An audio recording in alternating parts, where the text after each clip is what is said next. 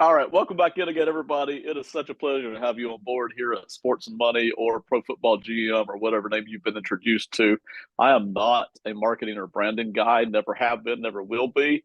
I'm many other things. I am not that. So we still haven't settled permanently on a name, or maybe that it should be neither of those. But anyway, those of you who are used to join us here on YouTube, welcome in. We're kind of doing a bit of a combined effort here between my YouTube channel that I've had for 6-7 years now, and then a podcast that I've got right now with Robertson Viar.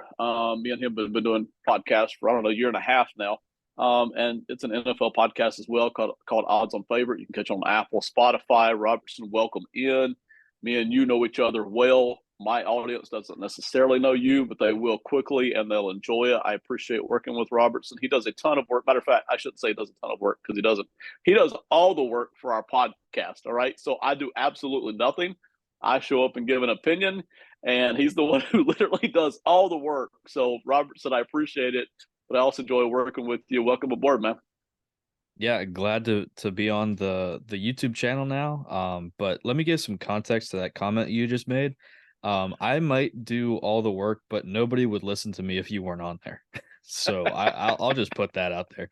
Like if I had this YouTube channel right now and it was just me, no one would be listening to you. As soon as I brought you on, we'd have all the listeners. So I appreciate it, man. I don't think that's altogether true, but I do appreciate the sentiment. And listen, it's fun. It's fun for us to talk and think about football. We're doing something a little bit different tonight, both for the YouTube channel and for the podcast. However, you're catching this. Um, it's fun to talk football, but it's even funner to deep dive and look at things from a conversational standpoint on what would I do. And again, you never know what you really would do until you're in that spot. And sometimes people don't let you do what you want to do. So always complications, but it's still fun to talk about, and we're going to do some of that tonight. So whenever you're ready, man, introduce what we're doing to both audiences. yeah, so I've had this idea and for a while, but I didn't know how to exactly put it into either a video or podcast form. But I think this past weekend I got it. And when I presented it to you, I was so excited that you were excited about it. So Ben, as your channel probably already knows, for the podcast audience, Ben is like a pseudo GM, and I love it and it's awesome. And I think that if he had his own team to run, and I don't say this lightly, I mean, like, we have a lot of like couch GMs and couch coaches, and all that Right. other stuff. But I legitimately think that Ben has like this ability to like put all his maybe personal opinions aside about certain things and look at it from an organizational standpoint, and just he could probably handle it all. And so I'm like, okay, so how do we do this? And I'm thinking, well, I'm a big Commanders fan, Washington football fan, however you want to say this to the people that don't know me. Yep. And we're going to be having a GM opening and a coach opening. And I've asked Ben off air, several times, like, hey, this is what's going on. He's like, man, I would do this and this and this. And I'm like, you know what would be great idea for all the GM openings? We'll see how this video goes. But for all the GM openings, I'm going to be conducting an interview. And Ben's going to be interviewing for all the GM openings that pop up. And at least that's the idea behind it. He's going to be interviewing for all the GM openings that pop up. And, we can get a little bit more specific into terms of, rosters and teams and how things are structured, excuse me, at each of these organizations. But generally, just how Ben would do in an interview for a GM. And, it's a little bit going to be a little bit realistic, a little bit more of like what what you guys want to hear, in terms of the conversational stuff, like about maybe specific Right. players, specific situations, that kind of thing. But, hopefully it's fun. Hopefully it's not too boring. We're going to see how this goes. So, hopefully it's a lot of fun. And Ben, you're going to ace this interview. I already know it. I appreciate it. I love this kind of stuff. And again, we're taking a serious approach and trying to have a ton of fun with it. That is the whole point of this. Because again, nobody's NFL opinions are relying on this, but there are people that actually do this kind of stuff, and it's a lot of fun to talk about it. It's just a ton of fun to look at all the different things, and we can't cover everything, but it's a lot of fun to get into it. So I appreciate you setting it all up. It's going to be a lot of fun. Yeah, no problem. So basically, I'm going to pose as the owner, or we don't have the Commanders don't have a team president right now that would conduct this sort of interview, but whatever it be, the owner or the team president conducting the interview and just going as that. So right now, I'm going to be Josh Harris, the owner of the Washington Commanders, and asking you these questions, as it would be in hopefully a regular interview, but obviously these questions wouldn't be, word for word. So, but what I could think of, right? So, whenever you want to put on your interview hat, we'll get it started. Give me just a second. Let me grab it and put it on there. All right, I'm ready to go, man. I'm locked and loaded, and let's do it. All right, Mr. Parker, is it? Or yeah, my alter ego might show up at some point. What is it?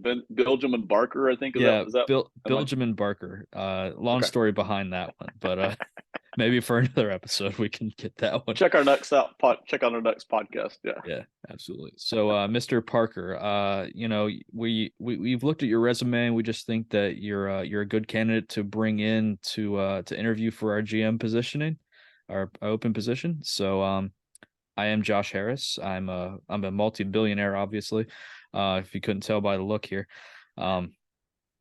So just first to start off, in your opinion, what makes this job opening attractive to you?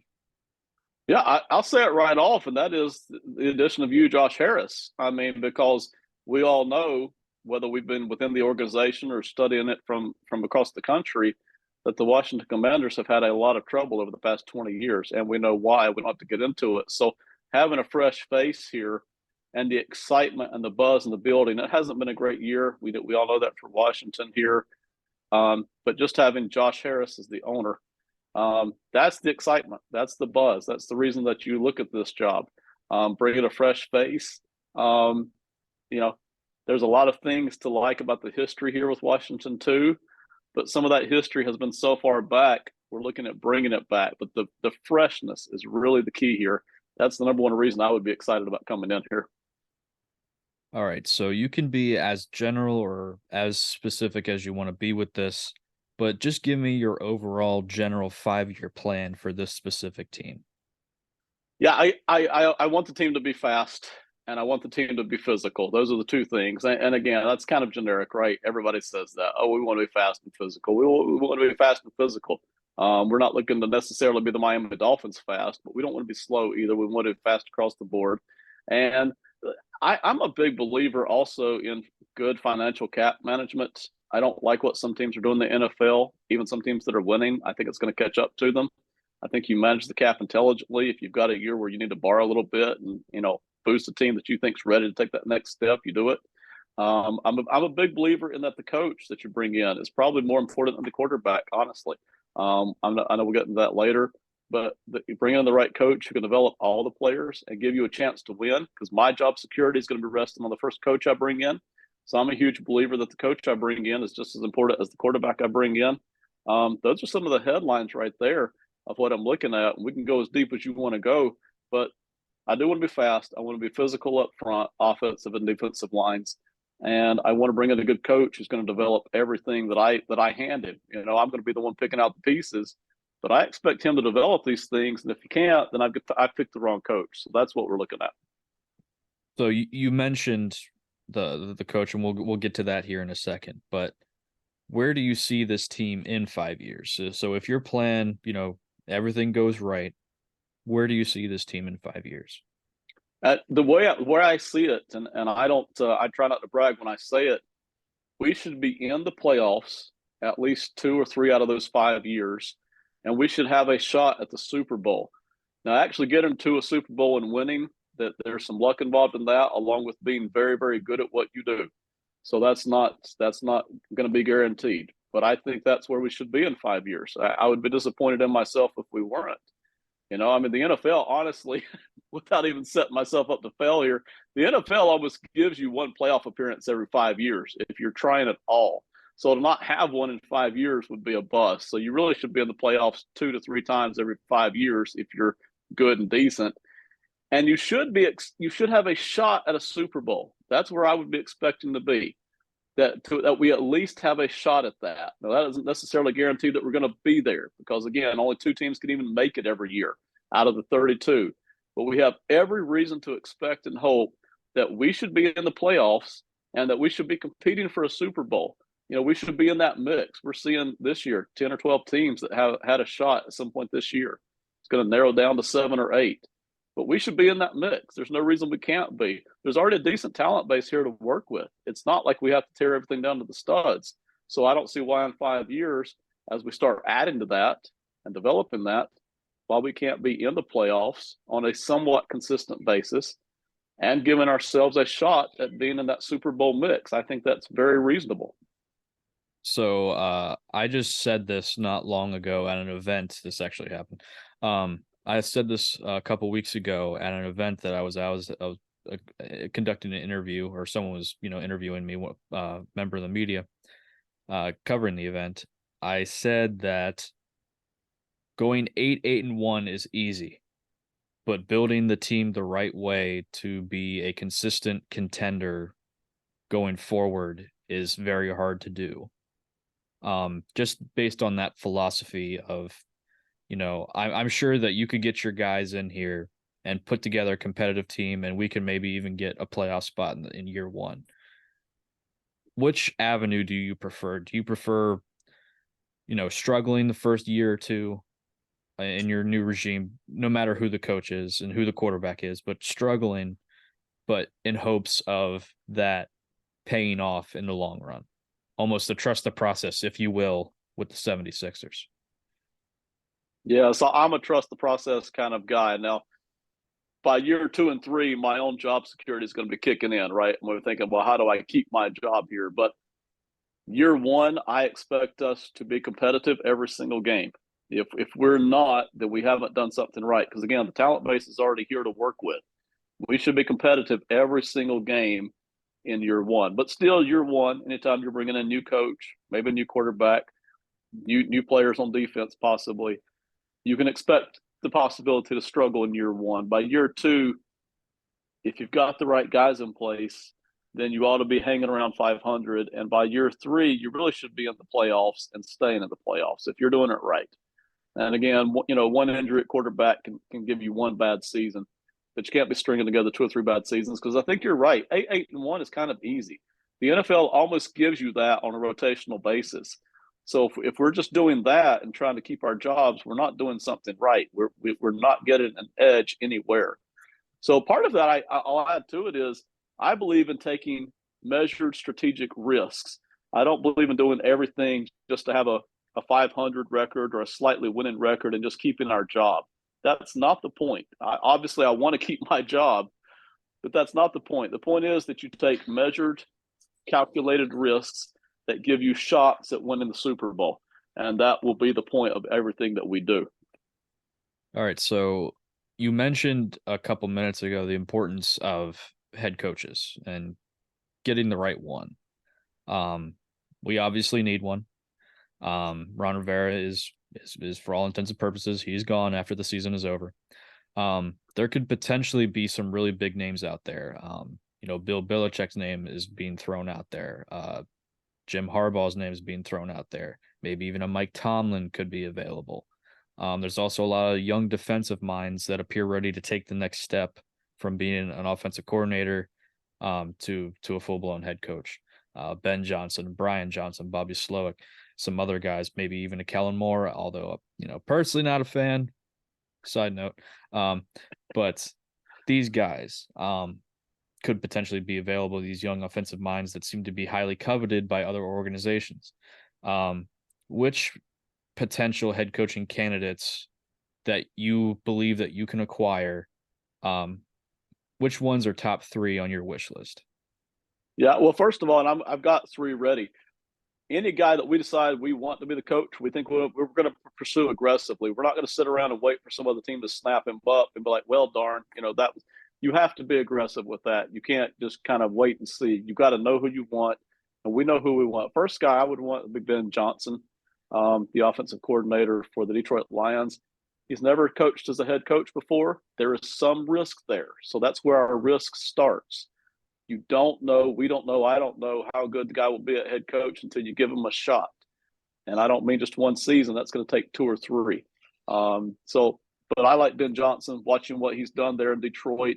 I really think that's been the key to their winning, along with kind of the attitude change that's been placed there. But his ability to update that offense, and specifically Jared Goff. And I'm sorry, I've got a cat running across here for those of you here listening to my interview on YouTube. It's out. The kitty wants some attention. So Ben Johnson's my number one guy. I really do want to bring in an offensive mind as head coach. I want to bring in an offensive mind that gets this offense going and keeps it going every single week, not every month or every year. Every single week, I want us churning out yardage and churning out points, and that's important to me. So I want to be doing that, and then we'll also build the defense along with it. But for me, it's going to be offense first. We're going to score points. We're going to be in every single game. We're not ever going to feel like, if we're doing it right, we're never going to feel like we have to be afraid of the Chiefs or the Eagles or somebody else. We can at least score points and give ourselves a chance every single week, and that's important. And then we'll also make sure we are building the defense alongside of that the defense isn't getting left out or forgotten. So Ben Johnson's my first. My second would really be Eric Bieniemy. And I'm interested to see how you as the owner are interested in cleaning house completely, or, if you would be willing to keep in Eric Bieniemy, in fact, upgrading Eric Bieniemy, because I think he's done a heck of a job as OC. I really do. We've watched the Kansas City offense go down since he left. And we've watched the Washington offense go up since he got here, with a bad offensive line and with a fifth round draft pick as a quarterback. So I like what he's done there, and I'd be interested in bringing him on as head coach if you were open to it. If not, I still got Ben Johnson. Now, my number one candidate, and I don't know if he's going to be available, is really Mike Tomlin. There's no question about it. I'd rather bring in an offensive guy, but if Mike Tomlin's available, I'm going to go after him hard. And we're going to try to get him in here, because I feel like with me bringing in the talent as general manager, he can develop everybody. And I really, I almost feel like he's gotten a little stale there in Pittsburgh. Like maybe the people just aren't listening to him quite as much as they would have 5-10 years ago. I hate to say that, but we saw that in Philadelphia with Andy Reid, and we saw it with Doug Peterson. And the Eagles continue to win with a third different coach here now. And it was great for Reid because he goes on to Kansas City. And I'm not sure a change of scenery wouldn't be great for Mike Tomlin. And I know some Steelers fans would hate that, but that's where I would be. So Ben Johnson, Eric Bieniemy, Mike Tomlin. That's kind of my list right now. All right. So in a little bit, I want to get to your philosophy for bringing in players, but right now I want to focus on players that we already have. So we have some building blocks here, as you mentioned. Namely Jonathan Allen and Terry McLaurin. They have long-term deals. Some are expiring a little bit sooner than we think in the next couple of seasons here. They're both team captains. They're both respected by their peers on the team throughout the league. However, they're very unhappy with how things have gone over the course of their careers. This will be their third set of coaches and front office people that they've had since they've entered the league with this organization. And they have publicly voiced concern for their own careers and for the team, and just not wanting to go through another rebuild. There is some value there. It'd be hard to move either of these players, I understand. But how would you handle this situation specifically, and then how would you handle future situations with disgruntled impact players that are maybe publicly demand trades or even privately? It's going to happen. It's already happening here, right? But even if it hadn't, it's going to happen at some point in time. It honestly depends on how far down that road of disgruntled the player has gotten. So I assume McLaurin and Jonathan Allen, you mentioned, I assume they're not so disgruntled that I couldn't sit down with them and have a talk with them and encourage them that, hey, we're fixing to do something special here, starting with the owner. Everything is starting to change, but you're going to have to give us a season or two to get this fixed, and it is going to change. And I think by bringing in the head coach, and whether it's Tomlin, Johnson, or Bieniemy, I think they would like any of those three guys. I think they would like me, and it would basically be recruiting just like you do in college. So I don't think either of those guys is so far down the road that I couldn't pull them back. Now, my attitude has been, and I felt this. I actually did a video on this with Trent Williams of the Commanders a few years ago. If a player is so unhappy that he's just absolutely said, "I will never play for you guys again," then let him go. Don't fight that. Don't let it become a public thing for months. Let him go. Trade or release, whatever you got to do. If you can trade, do it. If not, release him. Don't let that become an issue for months on end, because that's just bad for everybody. Nobody wins that. So you let Trent Williams go. Should have done it sooner.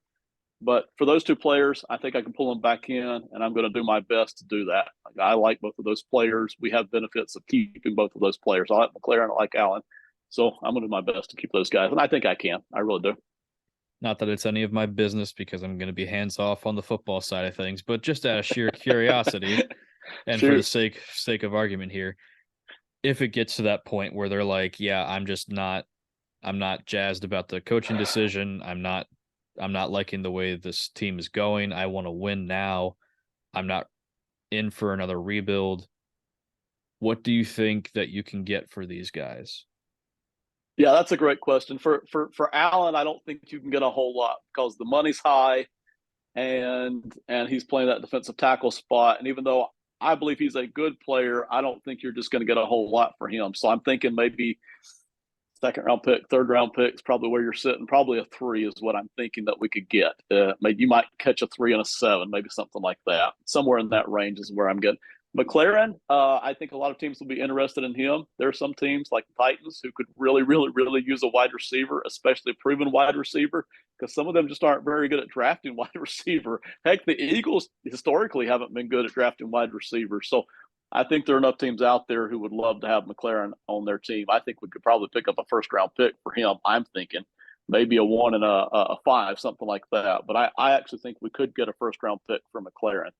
But again, I like McLaren so much, I would really work to keep him. But I do think we could pick up a first-rounder for him if he just said, "Hey, I'm out, guys. I'm not coming back. I'm not playing here. Get me out of here." So, and by the way, along those lines, this is another risk thing here. I have no problem trading a guy when his value is high, and we feel like, hey, we've gotten the most we're ever going to get out of him. He's on the verge here of being 29 or 30 years old.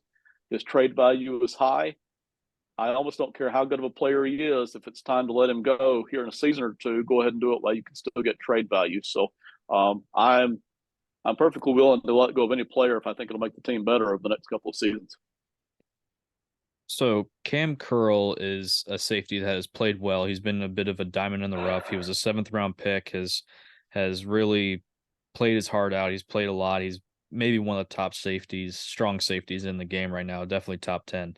Again, none of my business. I back 100% any decision that you make. But again, for sake of argument here, how much value do you put and taking care of your own players that you've drafted, ones that have been here with the organization for many years now, that have found success with this team, even if per se that there's maybe a slightly better player out there on the market that you can get for relatively the same money?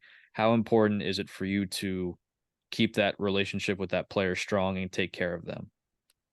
Honestly, and I'll say this truthfully, probably not as much as what most GMs feel, because I actually feel like a lot of general managers, not all of them, I think a lot of them let their ego get in the way, and they feel like if I let this player that I drafted go for any reason, whatever the reason, then I start to look bad because we drafted this guy and now we haven't signed him to a second contract, right? Now, specifically in Cam Curl's case, I don't think it would cost a lot to bring him back in, and so I'm going to give him money, and we're going to keep him because we need him there at safety. I like having a good safety there on the back end. He's proven to be that, and I don't think it would cost a lot. I think we could get him for a pretty fair deal, so I would absolutely keep him. But in general, man, if I think we can get a better player, I'm going to do it. I have zero hesitation of letting go of anybody, even if I like the guy we've got. I'm looking to get better. I'm looking to give us that edge. And I don't think we keep our edges. I don't think we gain edges by just keeping everybody that we drafted just because they turned out to be decent. I think we end up, and I'm not criticizing Buffalo because there's different ways to win, there's different ways to do things, but I think you end up a little bit like Buffalo, in which you start to get old all at once. And while they're not bad at any position anywhere, they're also not great at any position group anywhere outside of really quarterback and Diggs. So I don't want to be that. I don't want to be completely flatlined in all my. I want to get better talent wise, and I don't mind paying for that for top end talent. I don't like paying for average talent if it's going to cost me something. So that's kind of where I'm at on that. So let's address the giant elephant in the room that's been here for about 40 years with this organization at this point. The quarterback position is the most important position of all sports. Sam Howell this year has had his flashes. However, there could be some options in free agency this year. Maybe hearing rumblings of Vikings moving on without Kirk Cousins, maybe the Lions, depending on how this season goes, moving on without Jared Goff. Jimmy Garoppolo more likely will be available. Daniel Jones potentially be available. These somewhat middle of the pack guys that aren't really that sexy of a quarterback to be leading the team here.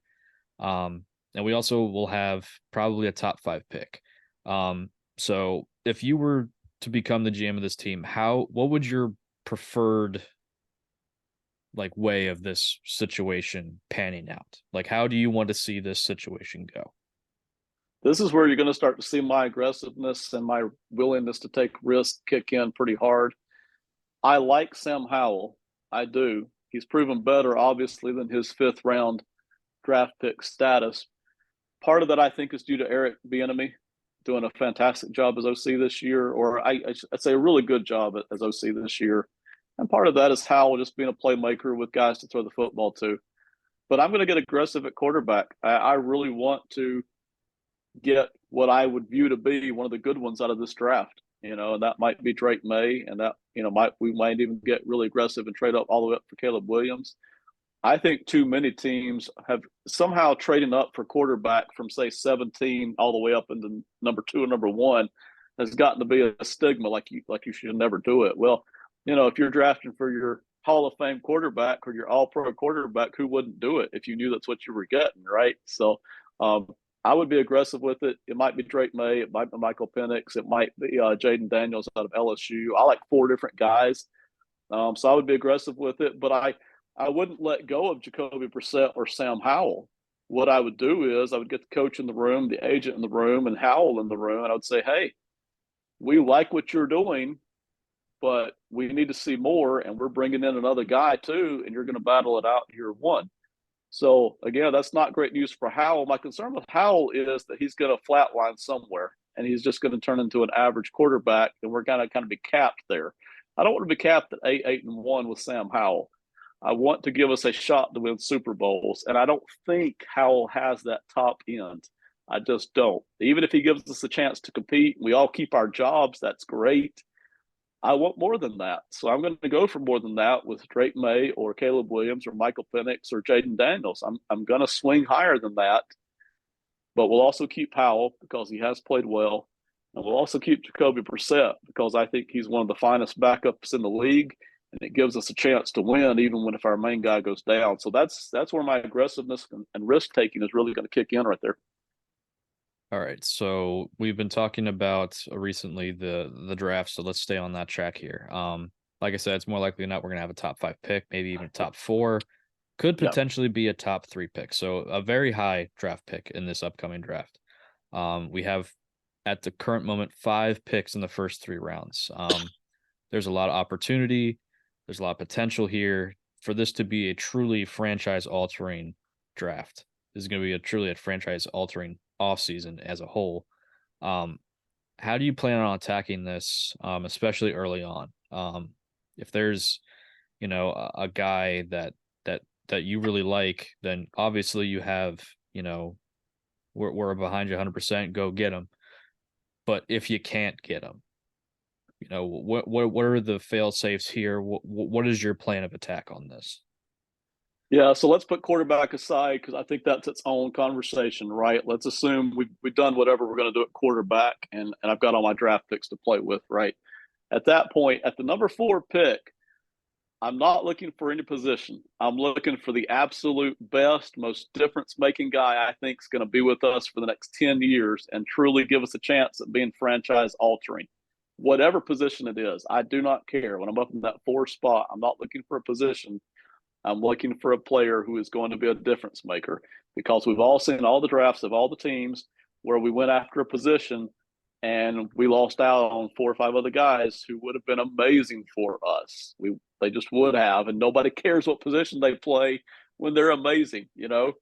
So Zach Martin of the Cowboys is a fantastic example. In redrafts, he would be drafted in the top 5 of any draft you put him in. Nobody cares that he plays guard. He is amazing. So, you know, we're looking for amazing is what we're looking for at number 4. And then listen, that might be Marvin Harrison if he falls to us, the wide receiver from Ohio State. It could be the tackle Fashanu, the tackle from Penn State. You know, there's several guys there that we'd be looking at. We're looking for amazing at number 4, no matter the position.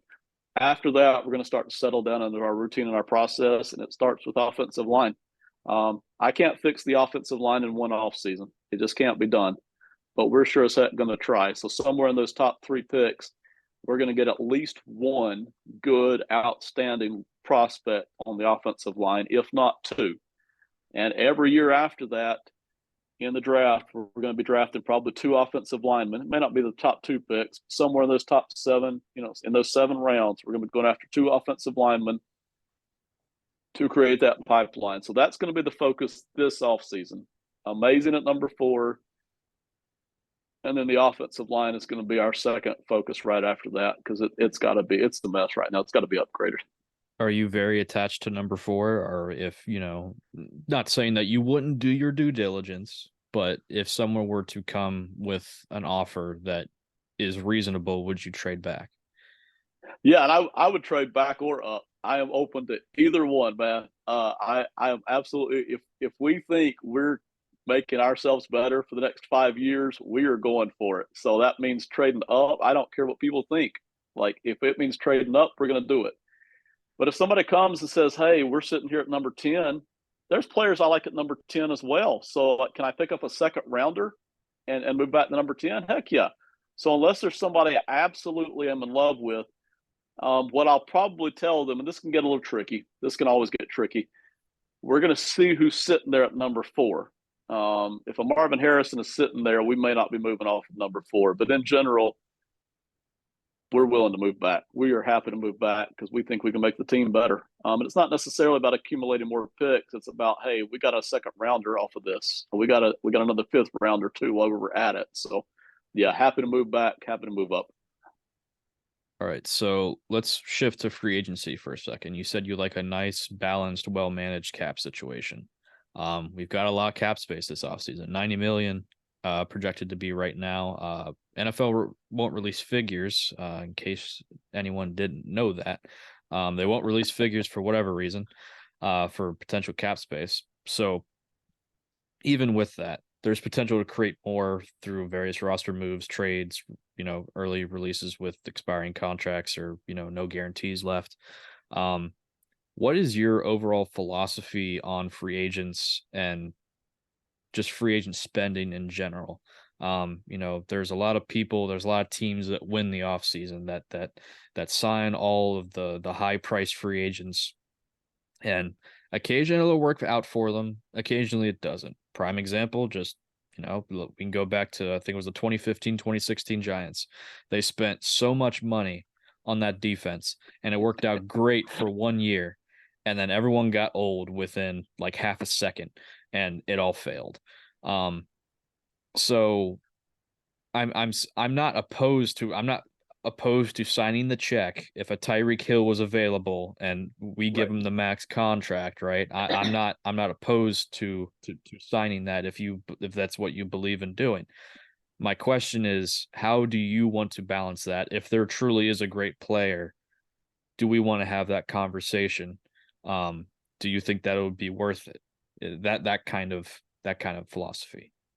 For me, yes. No, one of my worst fears is, and I don't like doing it, I don't like throwing a lot of money at somebody who just had one good season. They're basically their contract year, basically, and then they're a free agent. And all of a sudden, I don't like throwing money at people who were bad for the first 3 years and then had a breakout year in year 4. I just don't believe in those kind of players. But you look at a guy who's been good for all 4 seasons. He already kind of looked like a difference maker in year 1, his rookie season. And then every year after that, he was either just as good or better. those are the kinds of players that I want to invest in. And I'm looking for difference makers. I'm not looking for guys who have potential.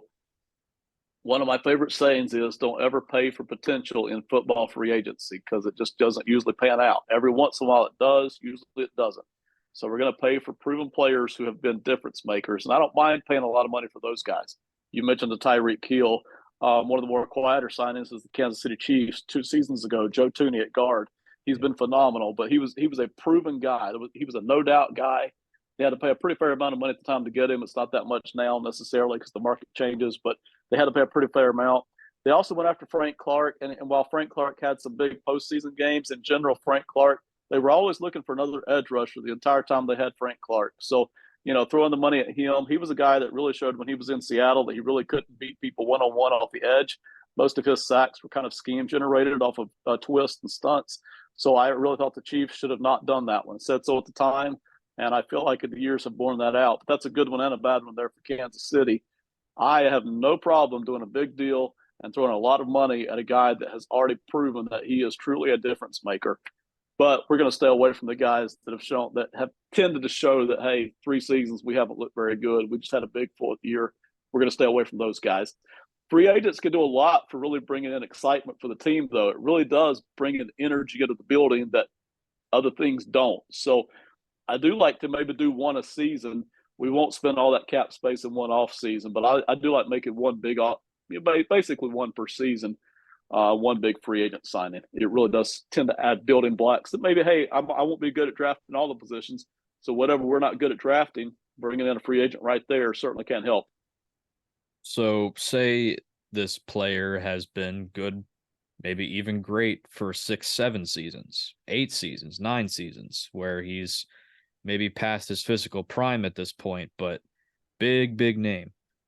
How do you handle those situations? I'm going to avoid them for the most part. If I think I can catch him on a 1 or 2 year deal, I have no problem giving a big cap number if I'm not locked in over 4 or 5 seasons. So, for instance, if I need to give $20 million for 1 season to a guy, I don't mind doing that. That's pretty low risk. Or if I have to give $15 million a season for 2 seasons and I'm kind of locked into 1.5 years worth of cap space, I don't mind doing that. We're generally going to avoid, say, a 29-year-old. I don't want to give him a 4 or 5 year contract that's 25, 30 per season. I'm generally going to avoid that. That one scares me. All right. So as you know, we just spent $6 billion to buy this team. All right. Attendance is up, but it's about 60-40 our home fans versus the opposition on a good day. The fans here are very impatient. They haven't seen a contending team in over 30 years. What's left of the fan base is clamoring for any glimmer of hope. We're trying to put a stadium together at some point.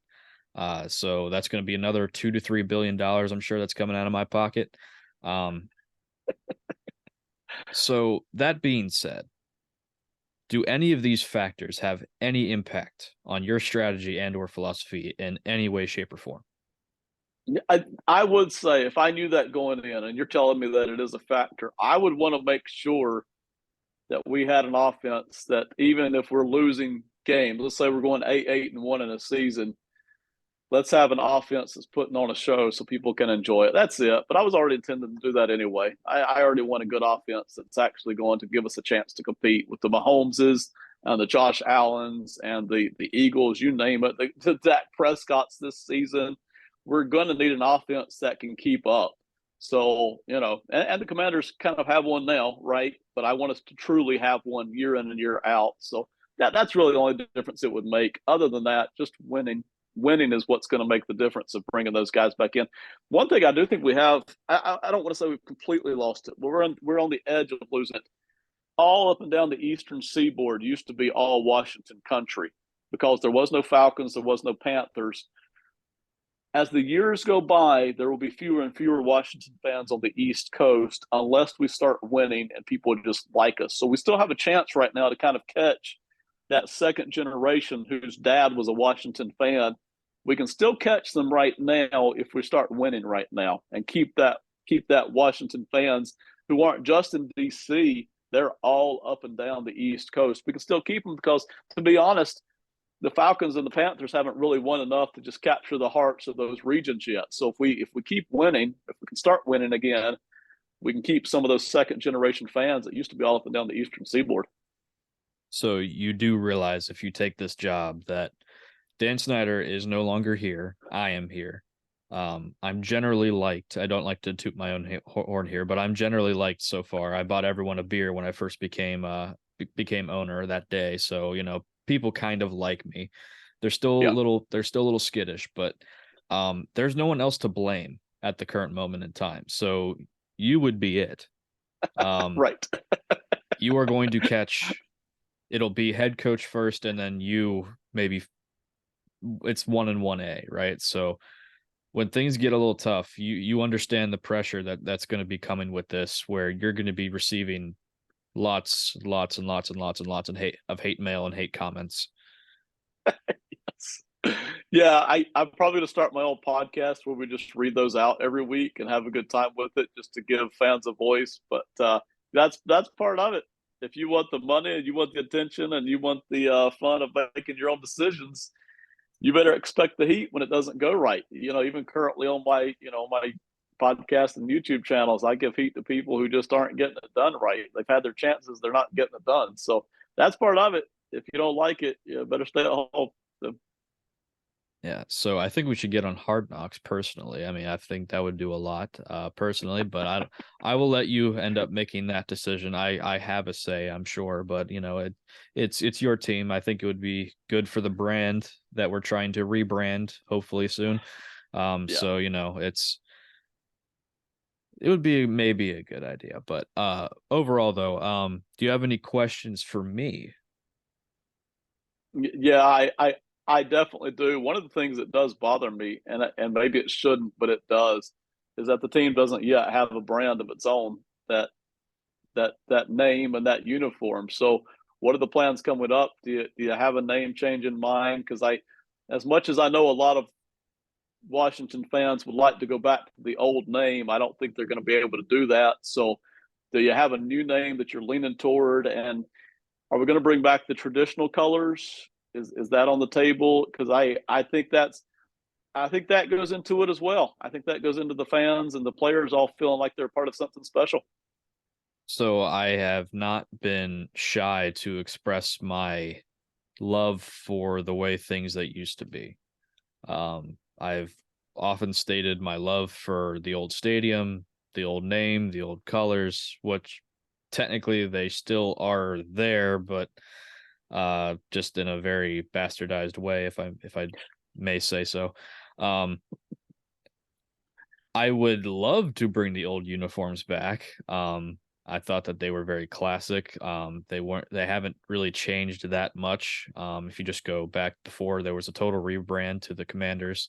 If you look at, you know, the white jersey with the burgundy pants, and you take it back to the 80s, maybe not the 70s, it looked a little bit different, but you go back to the 80s when that was really our heyday, it looks pretty much exactly the same. I mean, there's subtle differences, but it's the same. And I personally would love to go back to that. But again, we got to listen to the focus groups. We got other partners in this that have more of a say. Not more of a say than I do, but you know, just generally a larger group. They have more of a say, and we just got to we got to do something that makes sense. We have to do something we're not going to please everybody because we can't go back to the old name.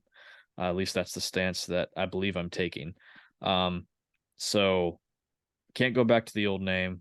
Would love to go back to the old uniforms in some way. But generally speaking, we're not going to make probably anyone happy. It's just going to be your job to win, and that will start making people happy, and that will start making people okay with whatever we decide to do. Yeah, it'll make people. It will when it will make people happy. I think one other question, really, the news just broke out today. Ted Leonsis is looking at moving the Mm-hmm. Capitals and the Wizards out of the DC area. How do you feel about that with your team? Do you feel like the DC area is important? Are you willing to just kind of relocate on out of the mainstay city there as well? So interestingly enough, in my prospectus that part of it was leaked, to other partners when I was in that recruiting process. I stated in there that Virginia probably has the most money to give based on, funding from the state, from the city. It is not the best option in terms of transit. I will say that. I would prefer a way to get to the stadium from as many different ways as possible. That would include public transportation with the metro, even if that means anteing up more or getting the city to pay for a new line. I don't know what it would take. I don't know how long that would take, but I would go that far to make that a reality, because in the area, metro is all connected. You can get from one place to another in about an hour and a half. Or no, maybe not an hour and a half, maybe probably an hour from the furthest point to like the lowest point where we would be. Probably be like an hour. Okay. The dream is RFK. That's the dream, is getting back to RFK, but Maryland is probably has the most money offered on the table right now. Things are still very much up in the air because we're starting from square one. We're taking everything that Dan did, we're scrapping it. There's going to be no moat, I'm hoping, in this new stadium that was already drawn up. So everything that you heard like a year or two ago, that all these local governments, in DC, Maryland, and Virginia, that were voting on what to give our organization, that's all off the table right now because we're starting from square one. So ideally, it's RFK. Ted Leonsis moving everything to Northern Virginia, I did not see happening. That was an interesting move. I didn't know that he was looking to move. And to Northern Virginia, I don't see why, because again, transit is a very important thing right now in the DC area. It's a bit of a mess, and the further south you go, the more consolidated things start to get, the more tight things get. Maryland's a little bit more, branched out and stuff. There's a couple ways into Virginia, and that's about it. So there's going to be a lot, depending on where it is, there's going to be a lot of traffic. There's going to be, I mean, if it's connected to the metro, that's one thing. And if it's, if we can find the same thing, but as far as driving, getting people's butts in seats to tailgate, all that other stuff, I still feel like DC, old RFK site, is the best bet.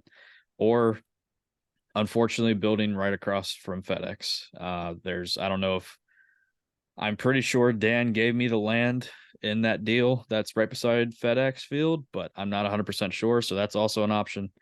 But it's an interesting move. And it would be strange to not have 3 of the 4 major sports not in DC, even though we claim to be in DC. So to me, that's a bit strange, to all be in Northern Virginia. But, whatever, I've paid $6 billion. Someone else has got to start paying here for some things. So it's probably going to be a bidding war. But again, if people's butts aren't in seats, if we're not winning, then no one's going to pay top dollar to have us. Winning is the key to everything, and that's what we plan on doing. That's the purpose. I will ask along those lines, one of my great fears, because of the many jobs I've been in over the years, is that people do not let you do the job that you can do. Just getting interference from people who are bad bosses and bad managers. And there's no other word for it. They are directly interfering with what I know I can do. How involved do you think you will be on a day-to-day basis or even a week-to-week basis? Because obviously, while I may not be right on everything, what can't work is that so we do some kind of a merge or a blend between what you want, what I want. That's not going to work. So do you feel like that you're a hands-on kind of a guy? Do you feel like you're hands-off? I know it's tough having just bought the team and paid so much for it to kind of be hands-off, but how do you view yourself with that over the next 3 seasons or so? I'll put it to you like this. Make sure no one makes bad headlines, and we'll be fine. Because there's a saying in the business world that any publicity is good publicity, like even bad publicity. Not for us. We've had our fill of that for quite some time, and that is something that I will not tolerate, and no one else in the organization that wants to be with this organization, the fans, it's not going to happen. Okay, so unless things like that, unless you're turning into Jim or say Junior and making comments, unless we got, I can't even think of any head coach that can just fly off the handle at any point, making off colored comments and that sort of thing. We're gonna be fine. Just if you make a big move, if I have to sign a big check, just let me know ahead of time. If you want to trade up to number one pick and you're giving away, 3 years of first round picks, draft day style, maybe let me know first. Not that I'm gonna fight you about it, but just give me a little bit heads up. Don't let me find out on Twitter, and we'll be okay. We'll be okay. One last thing I've got on my side, which would go all night, but Ron Rivera, he's a fantastic guy, has been a good NFL head coach, and has been good for the organization, I think, during a bad time. But my personal opinion is that if he's still in the building, it's not going to be the easiest thing for me to do my job. Are you willing to truly clean house and let him go, even though he has been a good person for us as an organization? You will have full control no matter what the decision may be. There will be everyone's roles will be clearly defined. I don't anticipate him being back. However, if he were to be back in some sort of ambassador sort of way or some sort of player personnel consultant in some way for PR looks, then potentially yes, but roles will be clearly defined if that is the case. I don't anticipate that happening. However, roles will be clearly defined. Yeah, and that's fine. It's not that I wouldn't even want to talk to him or listen to his opinion, but at the end of the day, anytime there's multiple voices making decisions, that's bad. And anytime there's voices that have the owner's ear besides the person who's actually making the decisions, that is also bad. You have too many influences going around. So as long as we're avoiding that situation, then yeah, we're all good. So 100%, you would have full control. You can delegate however you wish. Again, if that were the case, I would anticipate that's more of a PR thing for a couple of years until he would retire or move, or he might not even want it. If that with he might it might be one of those like hey, we both know we don't want this, but I'm gonna publicly offer it to you so we both look good here. And if you reject it, you don't look bad because you just want to retire.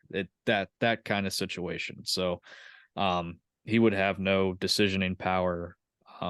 He would have really no authority whatsoever. Like I said, it would be as a consultant in certain specific matters, when it comes to maybe like opinion on a assistant coach or certain players, or hey, we did this in the past and this worked, or maybe he can help you navigate this very tough town to be a decision maker of this team.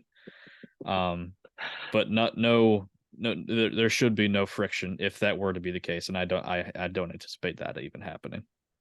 the only friction I want there to be is with the Giants, the Eagles, and the Cowboys. I expect there to be a lot of friction as we move over the next few seasons. Absolutely. All right, that will be the end of this interview. Yeah, I think that was pretty cool. Personally, I think that kind of encapsulated. So if we were to do these in the future, I think we've answered a lot of the general questions that we can get more roster specific in the future. But Right. I think that this exercise right here put into perspective not just what you would do, but just the situation as a whole for the team. I don't know how you felt about it. I think you did great. I would hire you on the spot. I appreciate it. And listen, to everybody listening or watching, whichever you're doing, we appreciate you being a part of this. Robertson masterminded all of this, and I like the questions because you're right. We did a lot of the general stuff today. We did a little deep dive, but we did a lot of the general stuff today. And if we do them for the other teams, like for instance the New England Patriots or whoever we decide to do them with, we can start drilling down a little bit deeper for those specific places, which we did some tonight, but we can do even more now that we've covered some of the generic stuff. So really enjoy the concept. Always do. It's a lot of fun. Please check out our podcast. Listen to us here on this YouTube channel as well. Robertson, I appreciate it, man. Thanks for having me on. Really appreciate it. All right.